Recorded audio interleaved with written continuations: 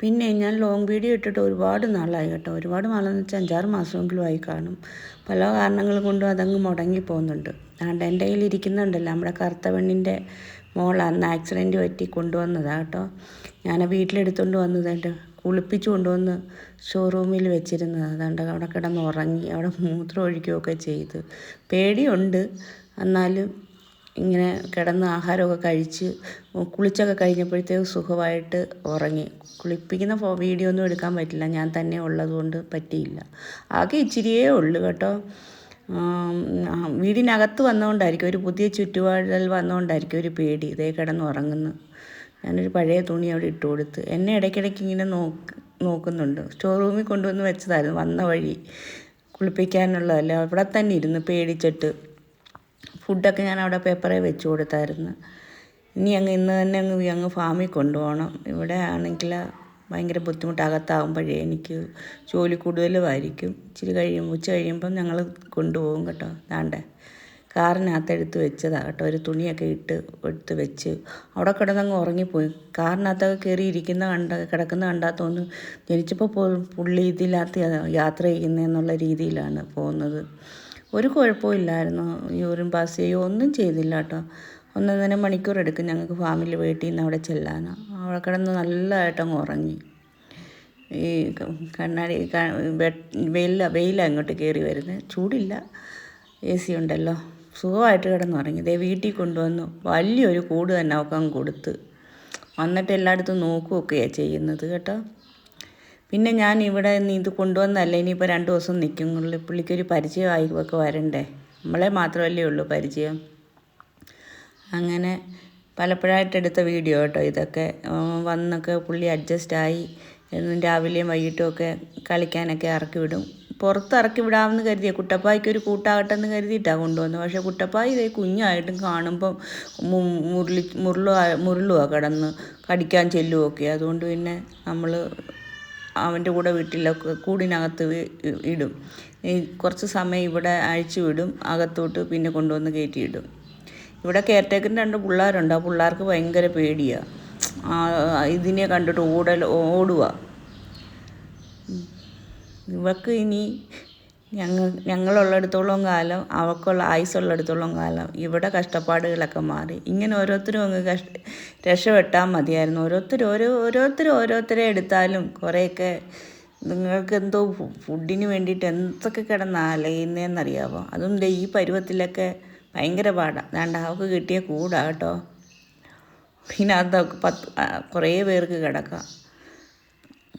Okay, ഇത് ഞങ്ങൾക്ക് നേരത്തെ ഒരുപാട് ഡോഗ്സ് ഉണ്ടായിരുന്നു. ഇപ്പോൾ പലരും മരിച്ചൊക്കെ പോയില്ലേ. അപ്പം കൂടൊക്കെ കാലിയായിട്ട് കിടക്കുക. അതുകൊണ്ട് അവളെ അങ്ങനെ ഇട്ടേക്കുന്നത്. പിന്നെ വേറെ ആരുടെയും കൂടെ, വലിയവന്മാരുടെ കൂടെ ഒന്നും ഇടാൻ പറ്റത്തില്ല. അവരൊക്കെ കടിക്കും. അവരൊക്കെ ഭയങ്കര ഈഗോയും സ്വാർത്ഥതയുള്ളവരാണ്. അമ്മ എൻ്റെതാണെന്നുള്ള ഒരു തോന്നൽ. ഇവിടെ ഇപ്പം ഞാൻ കൂടുതൽ സമയം ഇരിക്കുന്ന കാണുമ്പോൾ തന്നെ അവർക്ക് ദേഷ്യമാണ്. കുട്ടപ്പയ്യെ തന്നെ തരം കിട്ടിയാൽ അവർ കടിക്കും. അപ്പം എല്ലാവരും അഡ്ജസ്റ്റ് ചെയ്ത് ഇടാമല്ലോ. ഫീമെയിലും കൂടെ കടിയിടും, മെയിലും കൂടെ കടിയിടും. അപ്പം നമ്മൾ അങ്ങനെ അഡ്ജസ്റ്റ് ചെയ്ത് ഓരോരുത്തരെ പുറത്തൊക്കെ വിടുന്നതുമൊക്കെ. റോട്ട് വൈലറിന് ഭയങ്കര സ്നേഹമോ, അതുപോലെ നമ്മൾ ഭയങ്കര ഈഗോയോ സെൽഫിഷോ അവർ. എന്ന് വെച്ചാൽ ആരെയും കടിക്കുമെന്നല്ല, ഇവർ ഡോഗ് അങ്ങോട്ടും ഇങ്ങോട്ടും കടിയിടും. അല്ലാതെ ഇവിടെ ആരെയും കടിക്കത്തൊന്നുമില്ല. മനുഷ്യരെ ഒന്നും കടിക്കത്തൊന്നുമില്ല. അവരെ ആരെങ്കിലും എടുത്തുകൊണ്ട് പോകാതിരിക്കാന്നാൽ മതി. അവരെ നോക്കാൻ ആളിനെ വെച്ചാൽ മാത്രം മതി. താണ്ട ചിക്കനും ചോറും ഒക്കെയാണ് തിന്നുന്നത്. ഇവക്കിപ്പം 3 നേരം ഫുഡ് കൊടുക്കും. 6 മാസം 7 മാസം ആയി കഴിയുമ്പോൾ പിന്നെ 2 നേരമാകും. 1 വയസ്സായി കഴിഞ്ഞാൽ പിന്നെ 1 നേരമേ ഉള്ളൂ ഇവിടെ എല്ലാവർക്കും ഫുഡ്. കറുത്തവെണ്ണയെ പോലെ തന്നെ ഇരിക്കുമല്ലേ, നോക്കിക്കേ. കൺമണി എന്നാണ് പേര് കേട്ടോ. ഞാൻ കറുത്തവെണ്ണയെ പന്തികരിച്ച് കൊണ്ടുവരണമെന്നാണ് വിചാരിച്ചത്. പക്ഷേ എനിക്ക് ഇവക്ക് വരാനാണ് ഭാഗ്യം ഉണ്ടായത്. അതുകൊണ്ട് പിള്ളേരെ കണ്ടോ, ആ കൊച്ചനങ്ങ് കരഞ്ഞുകൊണ്ട് ഓട്ടമാണ്. ഇവളിങ്ങനെ പിടിക്കാൻ ചെല്ലുമ്പോൾ അവൾ വിചാരിക്കുന്നത് എൻ്റെ പ്രായത്തിലേ ആണല്ലോ എന്ന് കരുതിയിട്ടാണ് ചെല്ലുന്നത്. അവനാണെങ്കിൽ കരഞ്ഞുകൊണ്ട് ഓടിക്കളയും. നോക്കിയപ്പോൾ കണ്ടോണം, അവന് പേടിയാണ്. ആദ്യത്തെ കെയർടേക്കറിൻ്റെ പിള്ളേർ ഡോഗ്സുമായിട്ട് ഭയങ്കര അടുപ്പമായിരുന്നു. കുട്ടപ്പായിയൊക്കെ ഭയങ്കര ഹാപ്പിയായിരുന്നു. പക്ഷേ ഇപ്പോൾ കുട്ടപ്പായിക്ക് ഭയങ്കര സങ്കടമായി. ഇതിപ്പോൾ കുറച്ച് നാളായി കേട്ടോ വീഡിയോ എടുത്ത് വെച്ചേക്കുന്നത്. ഇപ്പം ഞാൻ വോയിസ് കൊടുക്കുമ്പോൾ ഇവള് ഇതിനേക്കാളും വലുതായി. പക്ഷേ തടിയും കൊണ്ട് വെച്ചിട്ടില്ല, മെലിഞ്ഞ് തന്നെ ഇരിക്കുന്നത്, കറുത്തവൻ്റെ കൂട്ട് തന്നെ. കാരണം എൻ്റെ മടിയിലാണ് കയറിയിരിക്കുന്നത്. എന്തൊരു സുന്ദരമായ ഒരു ജീവിതം അവൾക്ക് കിട്ടി. ഇങ്ങനെ എല്ലാവരും രക്ഷപ്പെട്ടിരുന്നു. ഓരോ കുഞ്ഞുങ്ങളെ കാണുമ്പോഴും ഓരോരുത്തരെ കാണുമ്പോൾ ഞാൻ ആലോചിക്കുന്നതാണ്, എല്ലാവരും അങ്ങ് രക്ഷപ്പെട്ടിരുന്നെങ്കിൽ.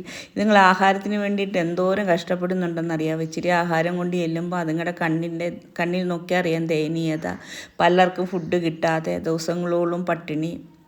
നമ്മൾ ഓരോരുത്തർ വിചാരിച്ചാൽ തീരാവുന്നതേ ഉള്ളൂ. പിന്നെ ആർക്കെങ്കിലും ഒക്കെ പറ്റുന്നവർക്ക് വന്ധീകരിക്കാം. ഗവൺമെൻറ്റൊക്കെ എന്തെങ്കിലും ഒരു സജ്ജീകരണം ചെയ്യണം. നമ്മളെപ്പോലെ തന്നെ വിശപ്പല്ലേ അവർക്കും. നമുക്ക് വിശന്നിട്ട് എത്ര നേരം നിൽക്കാൻ പറ്റും?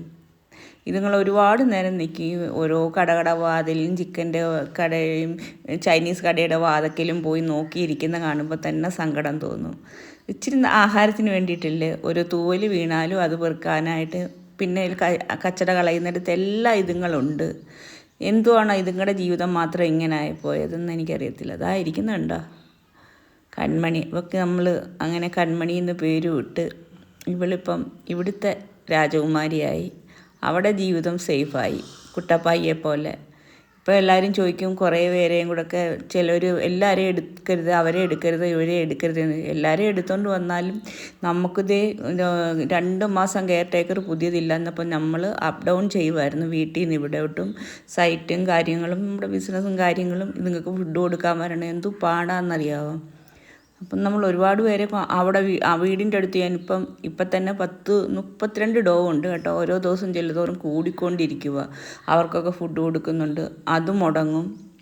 ഇവരുടെ കാര്യം, കെയർ ടേക്കറുടെ കാര്യമൊന്നും പറയാൻ പറ്റില്ല. അവർക്ക് പൈസ എവിടെ കിട്ടും ആ സെക്കൻഡ് അവർ സ്ഥലം വിടും. ചിലവർ മാത്രമേ ഉള്ളൂ കണ്ടിന്യൂ ആയിട്ട് നിൽക്കുന്നത്. ആദ്യത്തെ അവരിപ്പോൾ അവരുടെ അച്ഛന് വയ്യ, ക്യാൻസറായിട്ട് പോയതാണ്. ചിലവരാണെങ്കിൽ പറയാതെ പോലും അങ്ങ് പോകാൻ തയ്യാറാകും. 15 ദിവസത്തിന് മുമ്പേ പറയണമെന്ന് പറഞ്ഞാലും അവരങ്ങ് പോക്കുക.